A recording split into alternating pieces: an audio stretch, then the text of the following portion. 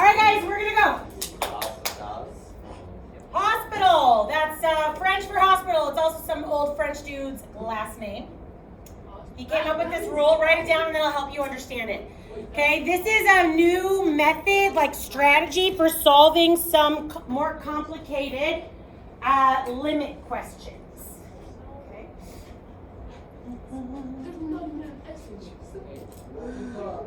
Yeah, because that's French. But French is weird. I honestly don't have any idea. So I would ask somebody who got it. Taylor, have you done it? Did you get your $5? I did not. Okay. So let's talk about this. First thing we need to talk about is what is an indeterminate form.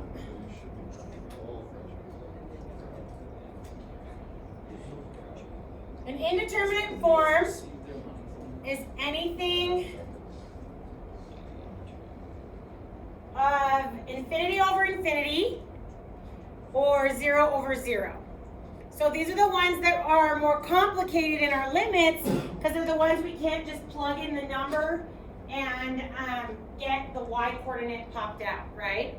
Like our wholes and then our theoretical ones that are like about growth and stuff. Again, you can do it some of the other ways, but what L'Hopital's rule is like a new strategy, and I didn't talk about it before because we didn't know what derivatives were before.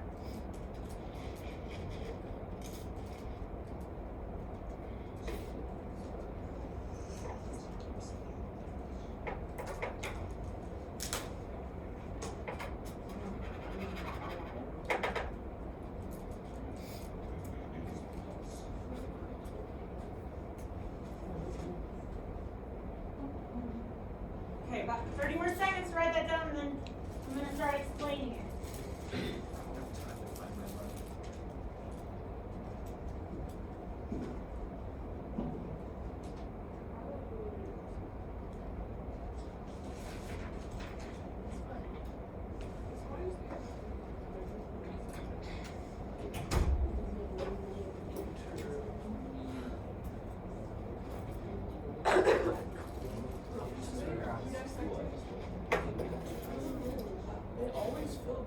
Okay, ready?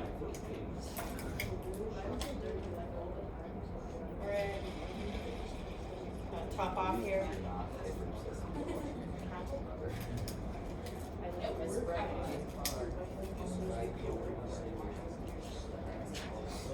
Okay, guys, let's focus.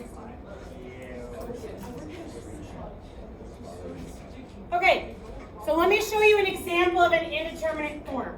So let's say I have the limit as x goes to 2 of x squared plus 4, no, minus 4 over x minus 2. Now we've come up with a strategy to do this before, and I'm going to review that real quick, but now we have a new strategy as well, okay? So before, if I plug the 2 in first, I end up with 0 over 0, right? Indeterminate form. We have been talking about that as a whole so far.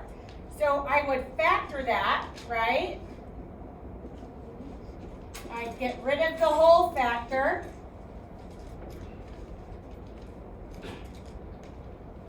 And then I'd plug in the 2. Right? That's what we've done. Actually, you know when we learned how to do that? Like the first day of class in August. That's been a little while. Feels like an eternity since then, right? Okay, but L'Hopital's rule is a new method, a new strategy. We're going to do it on one like this just to help explain it. Now, I'm not doing the quotient of the whole fraction because then I'd have to do the quotient rule. What I'm doing is I'm taking the numerator and the denominator as separate fractions and deriving those. So if I were going to solve this one with L'Hopital's rule, I would take the derivative of the top and bottom. Now it's no longer an indeterminate form, right? So then I'd still get the 4. Yeah, I'm going to still get the same answer because that's what L'Hopital's rule says. It says those two things are the same. If my fraction is an indeterminate form, meaning infinity over infinity or 0 over 0. When I say plus or minus infinity over plus or minus infinity, what I'm saying is it could be like negative infinity over infinity. It could be infinity over infinity, right? Infinity over negative infinity, doesn't matter. It's just an infinity over an infinity. Okay, we're doing okay? Okay, so let's do another one. One that maybe you can see the benefit of using L'Hopital's rule, because it wouldn't be one that we have another strategy of doing. What if I did the limit as x goes to 0 of 3 to the x minus 2 to the x over x squared minus x? That's a little more complicated. So that's just going to get, it's just infinity over infinity. Not on this one. It's 0 over 0. Oh yeah, because it's getting close, sorry. Yeah, you're good. If this was infinity, it would have been Yeah, infinity yeah, over sorry, infinity. sorry. No, you're good. So 0, because then I end up with 3 to the 0 minus 2 to the 0, so 1 minus 1 over 2 times 0 minus 0. So that's an indeterminate form, right? But the limit for this one's kind of weird, but L'Hopital's rule is going to make it way easier. So if I take the derivative of my numerator, which would be ln of 3 times 3 to the x minus ln of 2 times 2 to the x. Good? Over 2x minus 1.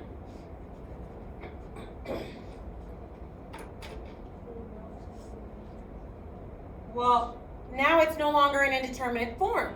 Yeah. So now I can plug my 0 in. So 3 to the 0 is 1, right? So then that's just ln of 3 minus ln of 2 over negative 1. Would you guys have come up with that on your own? No way. Right? Not even Summers would have come up with that on her own. Okay? Okay, but I want to go over a review just so you know, because they probably, if this were on a test, wouldn't have written it like that. They would have remembered that the 2 logs subtracted is division and written it like this. Remember your log rules? No. Well, that's fine. You can go back and look at Ms. Christensen's website and watch the videos on your own. So if they're They take both on an FRQ, but on a multiple choice, I would be shocked if they had this as an answer. It would be this. Yeah. How are we doing? Okay?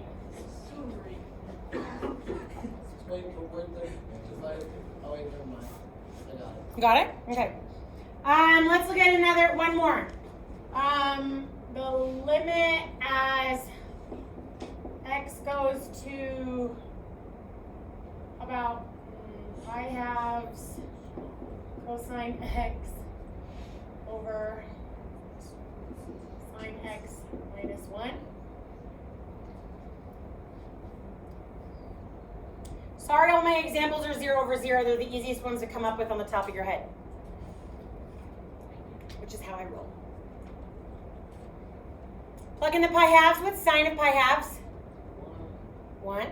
1 minus 1 is 0 over indeterminate form. Now, some of you might think, oh, well, wait, the trig stuff, their limits don't exist to infinity, right? Their infinite limits don't exist because they just oscillate between negative 1 and 1. Remember we talked about that? But this isn't an infinite limit, right? So let's try L'Hopital's rule. So the limit as x goes to pi halves, this would be cosine x minus 0, right? Over negative sine x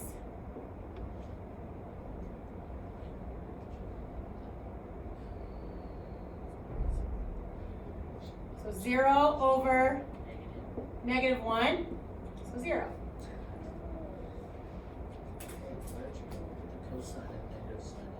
That's the derivative of the top and the bottom. So cute. Okay, so this is just one of those things. It's probably not going to say Use L'Hopital's rule, though sometimes it might, but very rarely does it. It's one of those things where you come into a limit question and you're like, what? Check to see if it's an indeterminate form and try L'Hopital's rule. It's just a strategy to try. Yeah, that makes it like easy. Yeah. Good?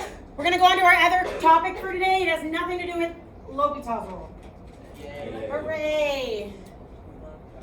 I'm going to be honest, when I taught this next thing last class, they loved it, which I felt like I was in the twilight zone a little bit because most years I've taught this, it's one of the harder concepts. So I'm really hoping that this year you guys, your algebra is on point and it's going to go good again. I'm loving it. Next class period and the time after that. So that would be Friday and Tuesday. I just want to warn you, not to scare you away. I just want to warn you that everything we've done the last couple weeks has been building up to this topic called related rates. I think it's probably in the top five of the most difficult things we talk about all year. And so I would be here, if possible. Friday, and then we'll practice it on Friday and Tuesday. I'll always record it. I'm not saying, oh, you're screwed if you're not here. I'm just saying related rates is just one of those things that's just hard. And so everything we've done in terms of the vocab lesson, the implicit differentiation we'll do today, and last time's lesson, it's all going to combine. The idea of related rates is hopefully you guys will see how we're actually going to use a lot of this stuff in the real world, but we'll be answering problems like if there's an oil rig in the ocean and this much oil is in the tank, at what rate is the oil spilling out of the tank? So then we can figure out if there's a cleaning solution to put in. If we want all the oil cleaned up within 24 hours, how much should we put in? Does that make sense? Yeah, we can't do any of that right now, obviously, but we're going to combine everything, and that's the kind of stuff that we'll be doing next time. I think it's interesting. Okay, but today we're going to talk about implicit differentiation, okay? So I've lied to you a little bit because it was for your own good, just like your parents, right? I've been lying to you all year, actually, about deriving stuff. I'm not sorry. Okay, there's a step I've been skipping because we haven't needed it yet. Okay, there's a step I've been skipping because every question I've asked you to derive so far, y has been isolated. But sometimes in the real world, our equations are so complicated that there's no algebra that exists to isolate the y. But that doesn't mean that the situation can't happen. In fact, most situations are going to be modeled by things that aren't sadly nice cubic polynomials, which is our fave, right? Right? Some people are like, Summers, I don't believe you. Okay, so square root everything. If you're going to tell me right now that square root cancels anything and doesn't make it more complicated, that's a problem, right? Because I can't pick and choose what I square root. You square root the whole side. That doesn't cancel. Does that make sense? There is no algebra that exists in order for me to isolate y on this equation. Does not mean I can't derive it, okay? And that's what we're going to learn today. So here's the step I've skipped. We actually have this thing called a derivative coefficient. Oh, I've been told green does not show up on the video. That's probably going to be worse. Let's just use black, shall we? Yeah, right. If there's a secret word, I'll write it in green here. Like a scavenger hunt. Actually, that would be so fun. Did anybody watch the video yesterday? Did you see the secret word I put for the student who was absent? Did it catch that part or did it stop recording? I think it's something. You didn't get the taco joke? Oh, that was a good one. I'll save it for later. Derivative coefficient. What do you mean more exciting? My videos have to be the greatest teacher videos of all time. It would level them up though. I'm just saying. I've had cartwheels on my videos. I've had dramatic deaths on my videos. Okay. Yeah. My A2 class, they brought me crumble cookies, my fave, the Muddy Buddy kind. So I did a cartwheel. And I landed it like a champ, which was on my knees and then stood up and went like this. Okay. Okay, you guys have got to help me focus today. Okay, we got to get through this. Okay. When we're doing the derivative, right, we've talked about this dy dx kind of like an operator before, right? Where the dx, this is my independent variable. This is what I'm deriving in terms of, right? And everything we've done so far this year has been over dx because we're graphing in the xy coordinate Cartesian plane. Is that familiar? No. Well, Cartesian is just a name of the coordinate system you've been graphing since 6th grade. The XY coordinate system. It's called the Cartesian plane. Rene Descartes came up with it. Actually, Blaise Pascal did, but Rene Descartes took it. It doesn't matter. Okay, I actually really think history of math is funnier than you think. There's like super shade, like the guy who imaginary numbers. The guy that was famous for his work in the real number system was like the head mathematician at the time. And so when they differentiated the use in like physics, it's called impedance and volts and currents and stuff, and they needed these imaginary numbers. So the guy that was in charge of everything was like, well, I get to decide what these numbers are called. So he called his work real numbers and the other guy's work imaginary numbers. So that's how they got their name, from like some super shady old mathematician guy, right? I'm telling you, I think it's more interesting than you want.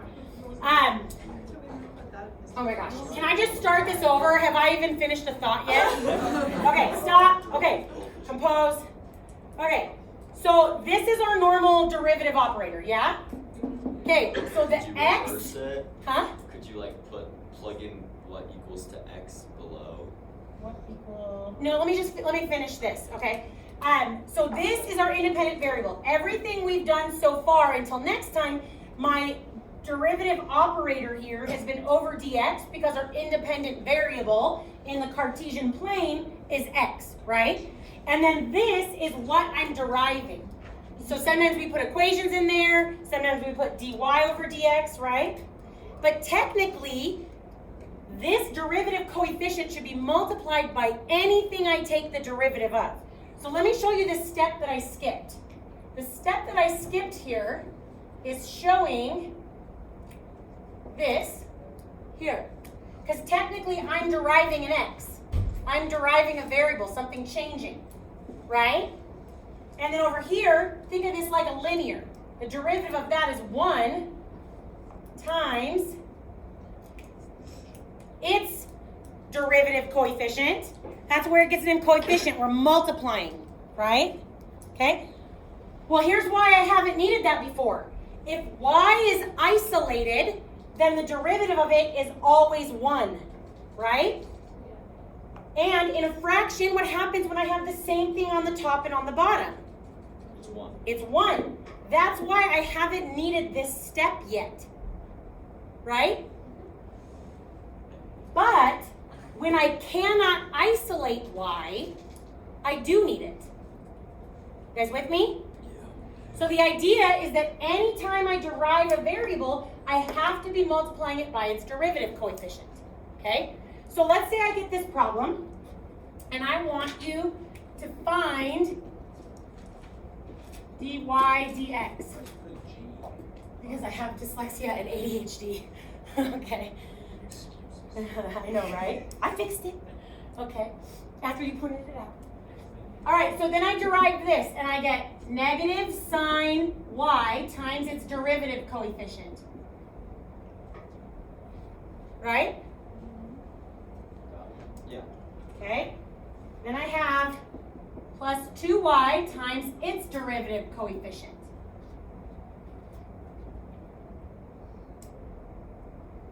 We doing okay?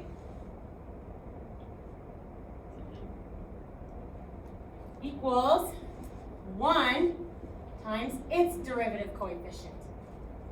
So the step I've been skipping until today is that anytime I derive something, there's secretly this derivative coefficient there. It's just that when y is isolated, all of them that I've needed to deal with have been dx over dx in the multiple terms, so it didn't matter because it reduced to 1. So we only need to really put them when I can't isolate my y. We're doing okay? Okay, yeah. If you could isolate your y, but you just did this instead, but it's still Same thing. Good. And sometimes it's just easier to deal with that. Like if I have a circle, x squared plus y squared equals 4, right?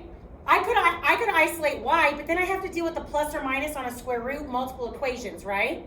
So instead, if I just implicitly derive, it actually is quite a bit easier to deal, because instead of dealing with two derivative equations, one for part of the domain and one for the other part of the domain, I can deal with all of it with one derivative equation. Okay, good question. What else? Okay. How do I find dy dx? Like in previous math classes, if I had said, okay, find x, that means you get x alone, you solve for it, right? So if I'm saying find dy over dx, I'm saying isolate dy over dx. So how do I do that? Yeah, factor out the dy over dx. Good job.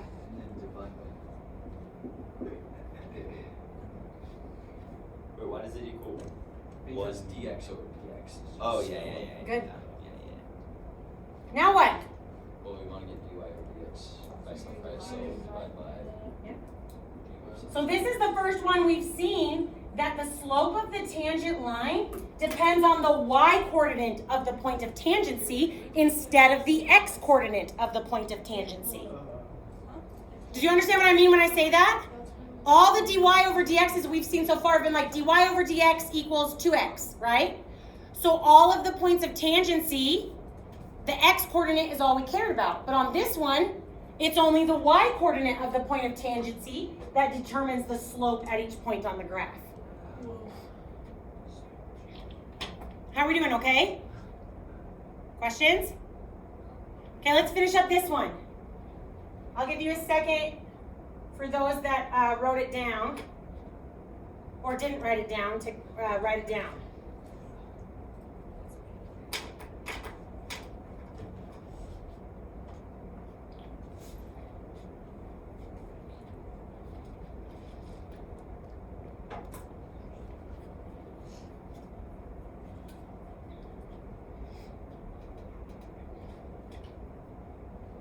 And then finish it out, and then I'm going to add an additional question to it.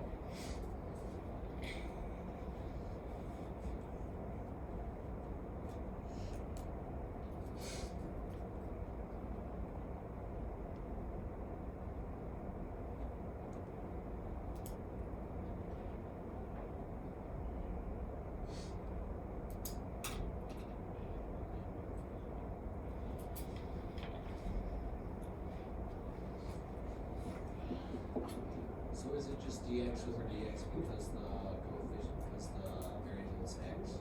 Yes.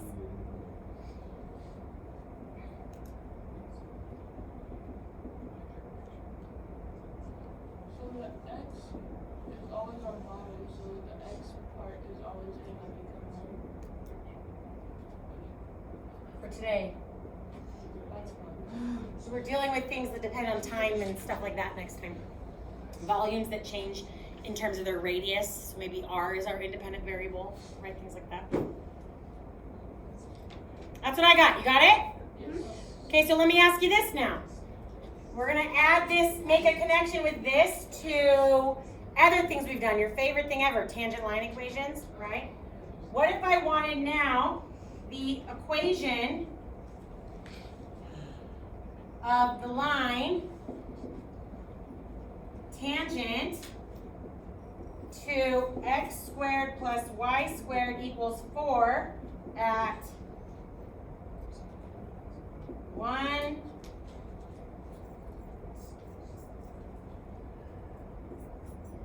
square root 3.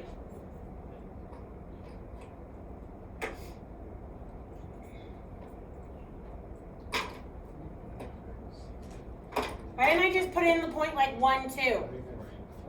Well, I needed the point to be on that equation, right? Does that make sense? No? Yeah. So what do I do? What do I do, guys? What do I do? How do I answer this now? Okay. This is where you do that f b minus f a over b minus a. That's a good guess. That would be if I wanted the average rate of change. But I could do that to find the average rate of change to find the slope at the tangent line if I didn't already have the derivative equation. That's how I would get the m for my tangent line equation if I just did it here. But I have a derivative equation, so it's even easier than that. Plug in the x and the y.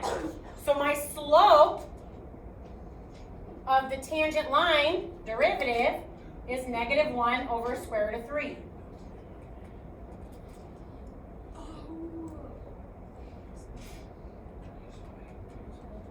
You see it? Yep. So then my point slope form equation is pretty easy now.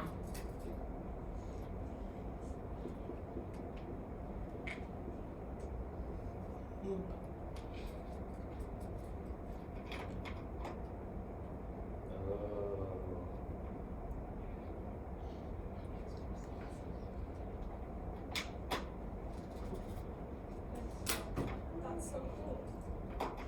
I'm going to give you guys an implicit differentiation to find on your own, and then I'm going to make it a little more complicated, because that's what I do. Okay, find dy dx for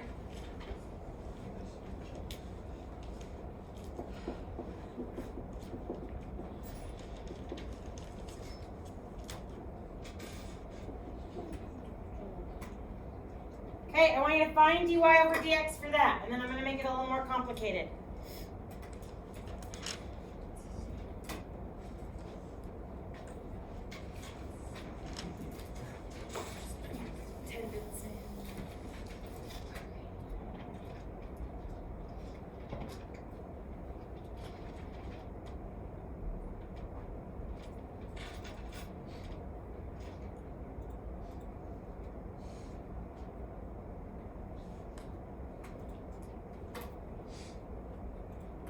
You guys can check with each other too.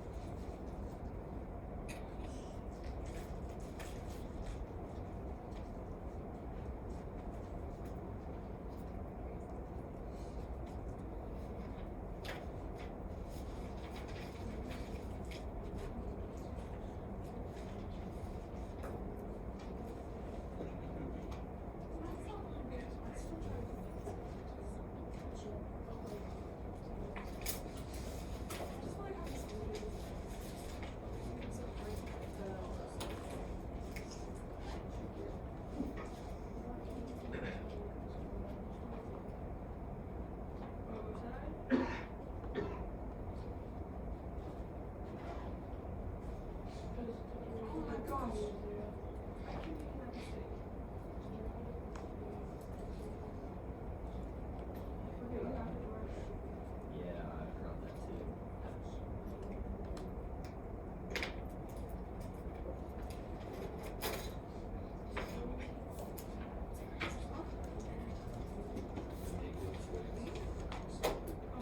You flip that.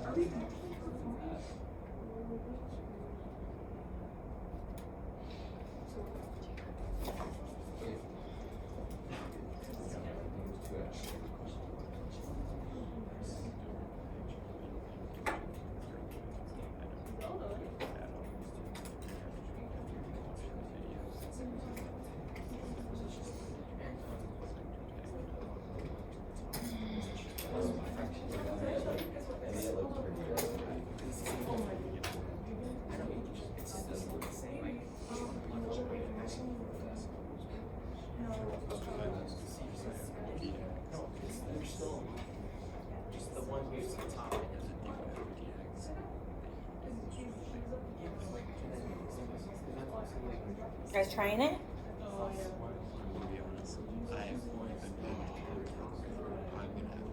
Are you watching the video? Okay. What? First step. The problem is admitting there is one, right? You guys trying it? Okay.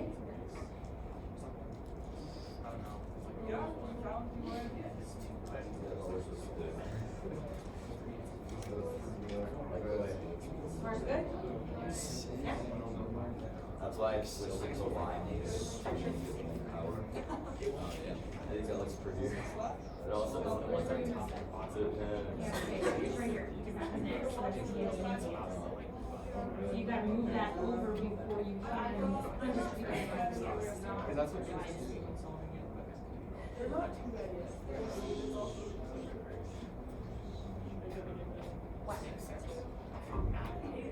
Why? Yeah, but that's good.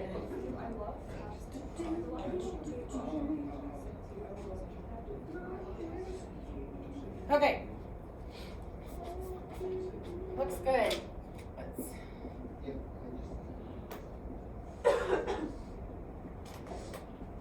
Now, one of the most bestest things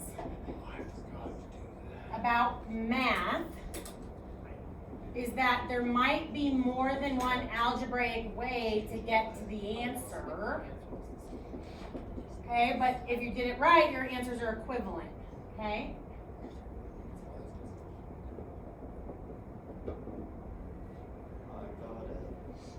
Some people decided to put like this over y and get a common denominator, flip and multiply, that's equivalent.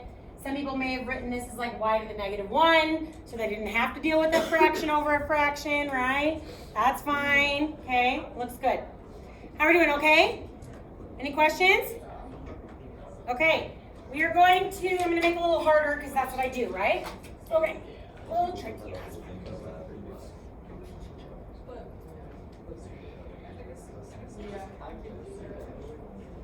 Okay.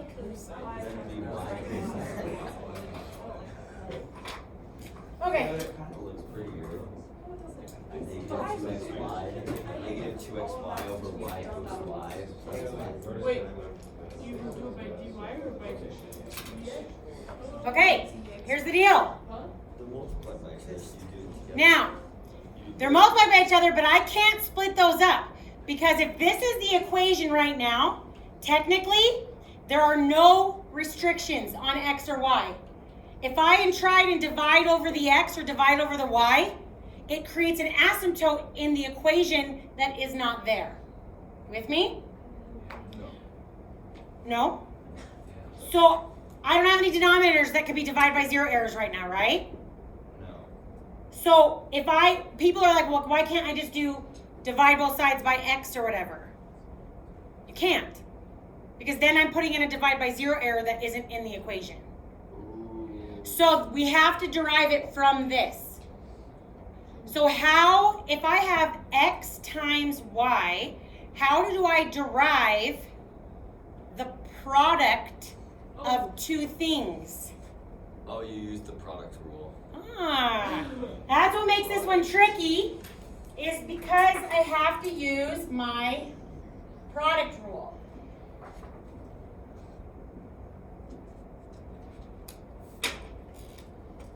The other thing that's going to make this tricky is that I'm going to see, some people get confused because they're like, oh, my derivative coefficient that's by the y isn't y. Well, that's because the x disappeared when I derived it. Yeah. Much. And then the y disappears here when it's derived. And you only put the dy over dx stuff on when I derive. Yeah. Wait. So you only change a variable to a number when taking the derivative if it's just on its own. Do you see what I'm saying? I don't. Okay, because like over on the right we did that one. It says sine of y. Why doesn't that just change to like the cosine of 1? Why is the y still there? Does that make sense? But the y disappears when you take the derivative from the left equation. Well, the cosine has no meaning without the y into it.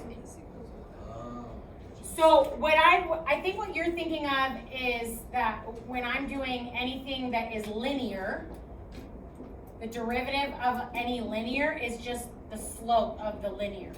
So these are turning into like 1 because the derivative of that is 1. Okay? So what would you do next? I don't know. What do you guys think? Well, I know. But Would you minus y times dx over dx? Oh wait, I guess that's 1, so Well, yeah, y. absolutely, I would minus that over.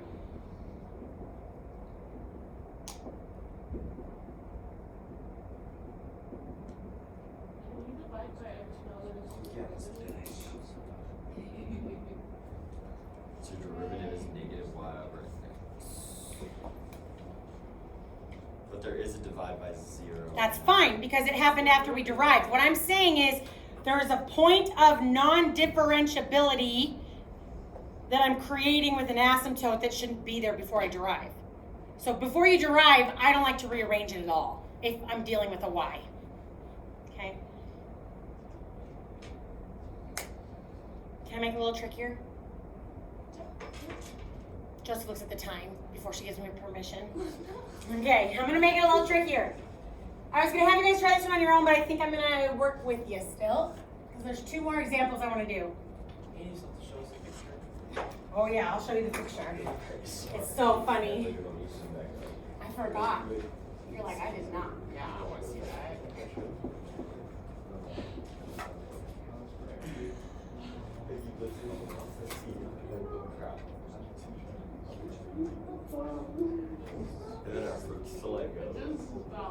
Okay, here's why this one's a little trickier. You ready? I gotta do a chain rule with a product rule inside it. A chain rule with a product rule inside it. Does that make sense? Why I need that? So your f of x would be cos of x, and y would be xy. No, my I mean, f sorry, of- your g of x would be xy. xy, yeah. Sorry, that's what I meant. So then I'd have negative sine of xy. Did I actually derive any variable in that step? No, I just derived like an empty operator and plugged an underived variable in it.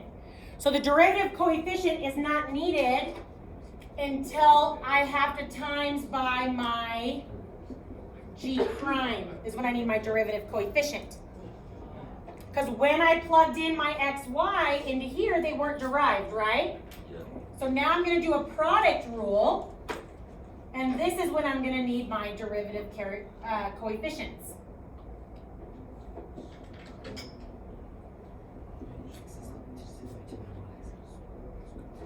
I know mine, when I write fast, it's the same, so that's I started making my y's easier.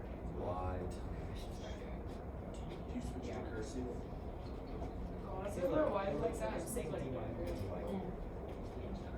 I think that's one of the reasons why people always ask me when I write the word limit and natural log or why I do that.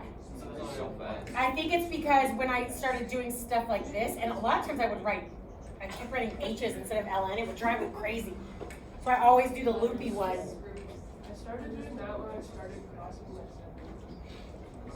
Crossing your 7s and Z's. I do that kind of stuff too just because my handwriting is so bad. Like sometimes I look at it and I'm like, why did I put a space in that word but not between those 2 words? And I'm like, okay. Hey, how are we doing? I feel like we're doing pretty good. Are you guys doing okay here? Yeah. Any questions? Okay. So many. Okay. No. Okay. Isolating dy over dx on this one in algebra is a little weird. Because I have to distribute in before I can get all the... Okay, so think of it like this. If I'm solving for x, don't I need all the x's on one side? And then you like combine like terms or whatever? So think of it like that. If I'm solving for dy dx, then I need all the dy dx's on the same side. But I can't do that until I distribute the negative sign xy in. Why not? How do you subtract that over when it has to be times by this? Oh yeah. Right? Then some people are like, well, couldn't I divide over? But then I have this stuck in there, and that's a problem.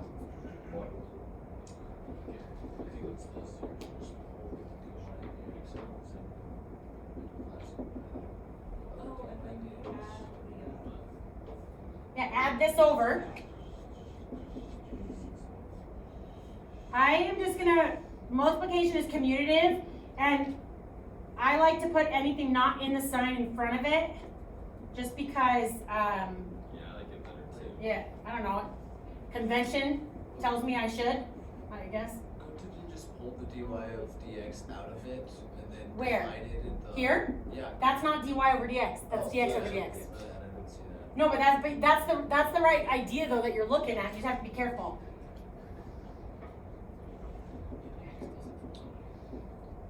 This is so pretty. It's just perfect equation. So factor out the factor. And then divide over.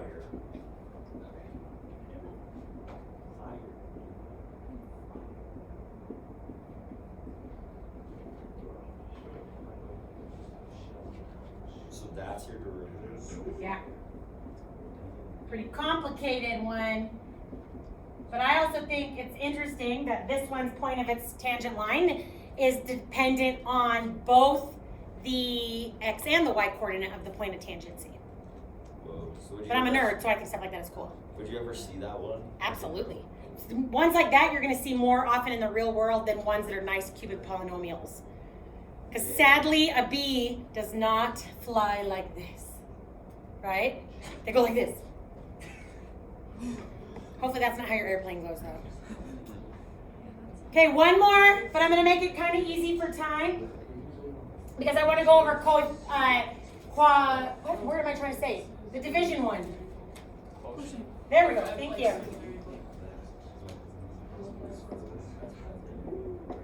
Okay? So if I want to find, so multivariable is not till Calc 3.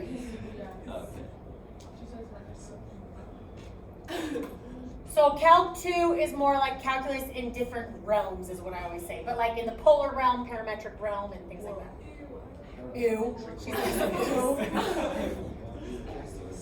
Do you guys see why I have to do a quotient rule here? Okay. So I'm gonna write it fast because the bell's gonna ring in the next minute. So G times F prime minus F times G prime over G squared. Why is there no derivative coefficient on the bottom of the chain rule? On the bottom of the quotient rule? Yeah, it's G squared. It's not G prime squared, it's G squared. And then equals 0. Why can I pretty much get rid of the y squared? When you multiply it over, it's multiplied by 0. Ooh, yeah.